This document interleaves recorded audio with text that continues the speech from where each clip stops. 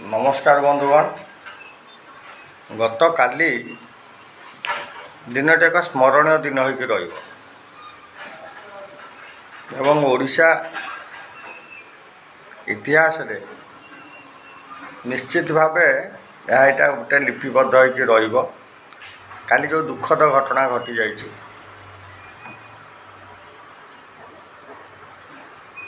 राज्यर सर्वबृहत सर्वपुरातन मेडिकल होउची आमर कटक एससीबी मेडिकल कॉलेज बा श्रीरामचंद्र भंज मेडिकल कॉलेज। सेठी हर रोज किसी ना किसी घटना घटुची। काली तो जो निया लगिकी आमर सर्ट सर्किट होकर 12 जन रोगी काली मृत्युवरण कर आत्माटा सद्गति कामना कर शोक संतप्त परिवार वर्ग को मु मो तरफ समवेदना जनाऊँ। आज जस्ट किछि दिन पूर्व जड़े रोगी आईसीयू स्ट्रेचर गली जो बेड्रु गली पड़ते तलू ताकू जड़े वीडियो करथिले एवं जड़े बंधु वीडियो करथिले छाड़ी एवं सामाजिक गणमाध्यम यह प्रचार प्रसार होता जो एससीबीर जड़े वरिष्ठ अधिकारी तथा चिकित्सक आसिक कही जे आपको प्रचार करवा एटा आदौ ठीक नुहे।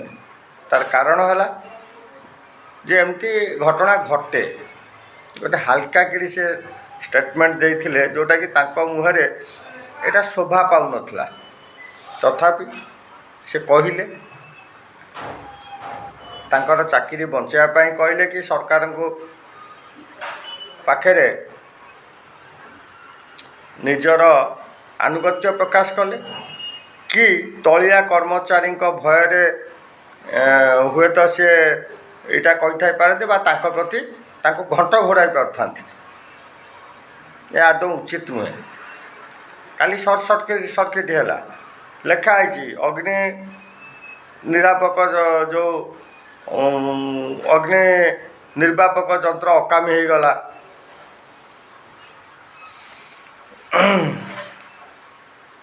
गोटे एत बड़ हॉस्पिटल एवं हॉस्पिटल तार निजस्व सुरक्षा दायित्व मध्य हाथ को नहीं सेठी सुरक्षा कर्मचारी ठारू आरंभ कर सुरक्षा कर्मी ठारू आरंभ कर जो सुरक्षा गार्ड रहिले से समस्ते जदियो तृतीय पक्ष द्वारा नियुक्ति प्राप्त हेले भी मध्य एससीबी तांको नियुक्ति देइछे से जो ठिका संस्था तेणु कौन तांको ऊपर एक्शन नेला कौन कार्यानुष्ठान ग्रहण कला आकु नहीं जोरे राजनीतिक रुटी सेका चली किए कौच एभली घटना को नहीं राजनीति करवा उचित नुहे। मुख्यमंत्री आसिले 27 लाख लेखाएं अनुकंपा राशि घोषणा करदे तामाने गोटे मनीष जीवनर मूल्य कौन हो 27 लाख टंका जीवनर मूल्य किसी नहीं। एक्सीडेंट इज ऑलवेज एक्सीडेंट आज्ञा तेणु से आम 27 लाख देदेले जे ताको परिवार 7 पुरुष उद्धार हो गला सेटा नुहे। कथाटा होउची जे सेठी सरकार पर्याप्त परिमाण पैसा खर्च कर किंतु जो फाइनेंशियली मैनेजमेंट सिस्टम कहीं भूल होउची एवं जी भूल करची ता विरुद्ध रे दृढ़ श्रृंखलागत तथा आईनगत कार्यानुष्ठान ग्रहण करा जिवा दरकार। एभली भाव में जदि प्रशासन को चलचंचल करा जिवो ताले मु भाबुची एससीबी तार पूरा मान जो पुराना सुनाम थिला से फेरी पाइबो। भारी दुख लगे आज्ञा बहुत दुख लगे। एससीबी भलिया ଏକ ପ୍ରତିଷ୍ଠିତ ସରକାରୀ ଡାକ୍ତରଖାନା, ଯାହା ଆନ୍ତରାଜ୍ୟ ସ୍ତରରେ ଖ୍ୟାତି ସମ୍ପନ୍ନ। ପଡ଼ୋଶୀ ପଶ୍ଚିମବଙ୍ଗ କୁହନ୍ତୁ, ଛତିଶଗଡ଼ କୁହନ୍ତୁ, ଝାଡ଼ଖଣ୍ଡ କୁହନ୍ତୁ, ବିହାର କୁହନ୍ତୁ, ଉତ୍ତରାଖଣ୍ଡ କୁହନ୍ତୁ, ଏଠୁ ଆଜ୍ଞା ରୋଗୀ ଆସୁଛନ୍ତି ଆମ କଟକ ସହର, କଟକର ଏସ୍ସିବି ମେଡ଼ିକାଲ କଲେଜ।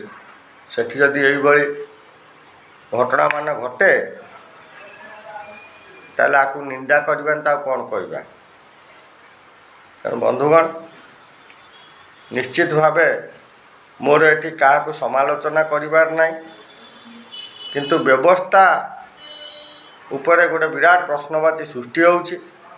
ରାଜନୈତିକ ନେତୃବୃନ୍ଦ ଯେଉଁମାନେ ରହିଲେ, ଆଜି ଯିଏ ସରକାରୀ ଦଳରେ ଅଛନ୍ତି, କାଲି ବି ସେ ବିରୋଧୀ ଦଳରେ ଥିଲେ, କାଲି ଯିଏ ସରକାରରେ ଥିଲେ, ଆଜି ସେ ବିରୋଧୀ ଦଳରେ। ତେଣୁ ଉଭୟ ହେଉଛନ୍ତି ଏଥିପାଇଁ ଦାୟୀ। ତେଣୁ କେହି ନିଜକୁ ଦୋଷ ମୁକ୍ତ କରିପାରିବେ ନାହିଁ। ତେଣୁ ସାଧାରଣ ଲୋକଙ୍କ ଜୀବନ ସହିତ ନ ଖେଳି ପରିସ୍ଥିତିକୁ ସୁଧାରିବାକୁ ଯାହା ପଦକ୍ଷେପ ନେବା କଥା ନେବା ପାଇଁ ମୁଁ ବିନମ୍ରତାର ସହ ହାତ ଯୋଡ଼ି ଅନୁରୋଧ କରୁଛି। ଆଉ ଥରେ ପ୍ରଭୁ ଜଗନ୍ନାଥଙ୍କ ପାଖରେ ପ୍ରାର୍ଥନା କରୁଛି, ଯେଉଁମାନେ କାଲି ମୃତ୍ୟୁବରଣ କରିଛନ୍ତି ତାଙ୍କ ଆତ୍ମାକୁ ସଦ୍ଗତି ମିଳୁ ଏବଂ ଶୋକ ସନ୍ତପ୍ତ ପରିବାର ଯେଉଁମାନେ ରହିଲେ ଏଭଳି ଏକ ଦାରୁଣ ଦୁଃଖକୁ ସହ୍ୟ କଲା ଭଳି ଅସୀମ ଧୈର୍ଯ୍ୟ ଶକ୍ତି ପ୍ରଦାନ କରନ୍ତୁ। ଏହା ହିଁ ମୋର ଜଗତରନାଥ ଜଗନ୍ନାଥଙ୍କ ପାଇଁ ପ୍ରାର୍ଥନା। ଜୟ ଜଗନ୍ନାଥ।